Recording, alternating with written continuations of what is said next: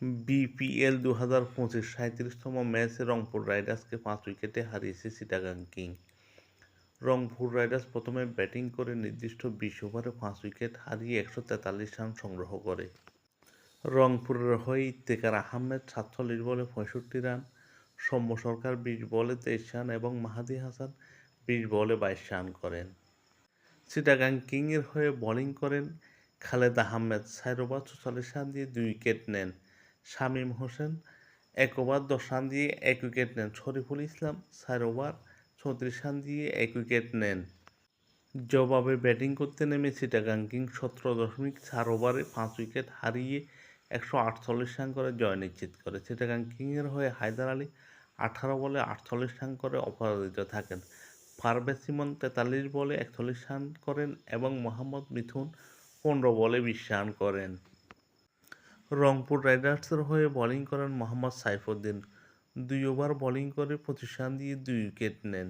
Akib Javed 3.4 over bowling করে 37 run দিয়ে 2 wicket নেন এবং সাইফ হাসান 1 ওভার বোলিং করে 8 রান দিয়ে কোনো উইকেট নিতে পারেননি।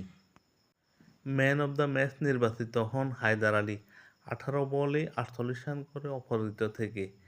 এই জয়ে 10 ম্যাচে 12 পয়েন্ট নিয়ে পয়েন্ট টেবিলে তৃতীয় স্থানে উঠে এলো চিটাগাং কিং এবং এই ম্যাচ হারের কারণে রংপুর রাইডার্স পয়েন্ট টেবিলে দ্বিতীয় স্থানে নেমে গেল। রংপুর রাইডার্স 11 ম্যাচ খেলে 16 পয়েন্ট নিয়ে পয়েন্ট টেবিলে দ্বিতীয় স্থানে। ছন্দহারা রংপুর রাইডার্স টানা 8 ম্যাচ জিতে 16 পয়েন্ট নিয়ে পয়েন্ট টেবিলে প্রথম স্থানে থাকা রংপুর রাইডার্স অবশেষে টানা 3টি ম্যাচ হেরে পয়েন্ট টেবিলে দ্বিতীয় স্থানে নেমে গেল।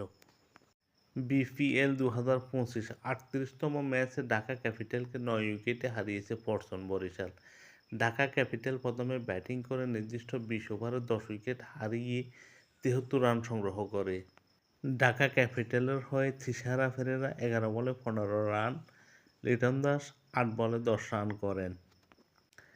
ফরচুন বরিশালের হয়ে বোলিং করেন তানভীর ইসলাম 2 ওভার 2 রান দিয়ে 3 উইকেট নেন। মোহাম্মদ নবী 4 ওভার 9 রান দিয়ে 3 উইকেট নেন। ফাহিম আশরাফ 2.3 ওভার 15 রান দিয়ে 3 উইকেট নেন। জবাবে ব্যাটিং করতে নেমে ফরচুন বরিশাল 6.3 ওভারে 1 উইকেট হারিয়ে 77 রান করে জয় নিশ্চিত করে।